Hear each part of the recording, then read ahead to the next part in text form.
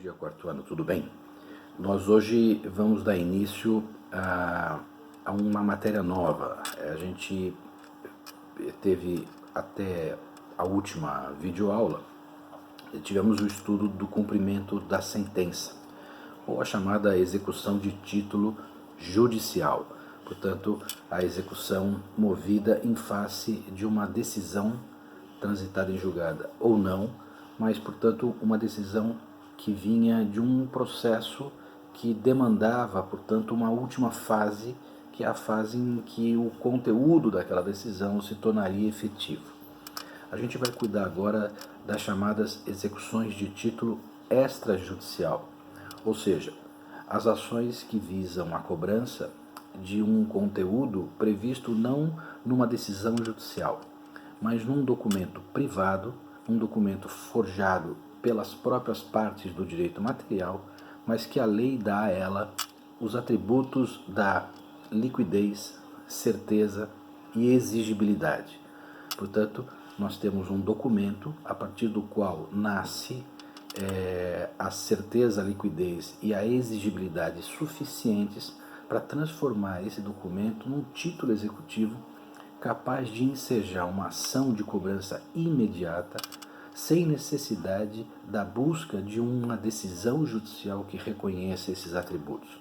Portanto, lá no título judicial, a liquidez e certeza demandam de quem forma, que é o Poder Judiciário. Aqui não. Aqui a liquidez e a certeza nasce de uma imposição da lei, que, portanto, arrola alguns documentos e dá a esses documentos essa condição de ensejarem imediatamente uma ação de execução, sem a necessidade de um procedimento de conhecimento anterior que nos leve a uma decisão judicial.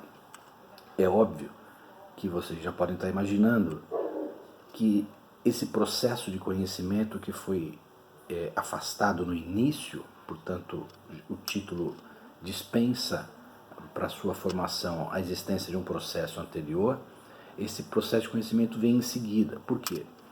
Porque o modo pelo qual o devedor vai se defender desse processo de execução é justamente através da instauração de um processo de conhecimento chamado embargos do devedor ou embargos à execução. Portanto, vejam que a gente inverteu a situação. O credor tem nas suas mãos um título a que a lei atribuiu as condições de ser um título já exequível, sem necessidade de um processo de conhecimento que o forme, mas deu ao devedor a possibilidade de instaurar um processo de conhecimento para apresentar eventualmente as suas manifestações de impugnação a esse título. Portanto, o devedor é que vai formar um processo de conhecimento onde ele vai impugnar justamente os atributos da executoriedade, os atributos da liquidez, certeza e da exigibilidade. Apenas para vocês se encontrarem no código, a partir do 771 é justamente o capítulo que começa a trabalhar com essa matéria de execução de título extrajudicial. Nós, por hora, não vamos começar do 771 pelo seguinte: não há como você tratar de execução de título extrajudicial sem primeiro falar um pouquinho sobre a exigibilidade e sem falar sobre quais são os títulos executivos. Depois, portanto, a gente volta no 771 e seguintes, onde há algumas regras gerais que estabilizam o processo de execução de título extrajudicial. A primeira coisa que eu queria falar com vocês, e a partir do 786, é alguma coisa que envolve justamente a exigibilidade.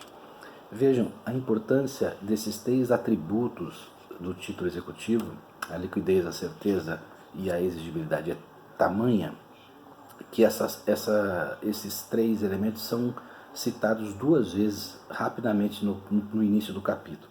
O 783 diz: a execução para a cobrança de dívida fundar-se-á sempre em título de obrigação certa, líquida e exigível, ou seja, a obrigação deve ser certa, líquida e exigível.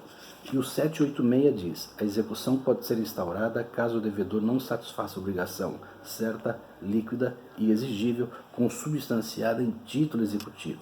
Portanto, essa ideia de que as obrigações e os títulos tem que ter esses três atributos, ela é manifesta na própria lei. Voltamos.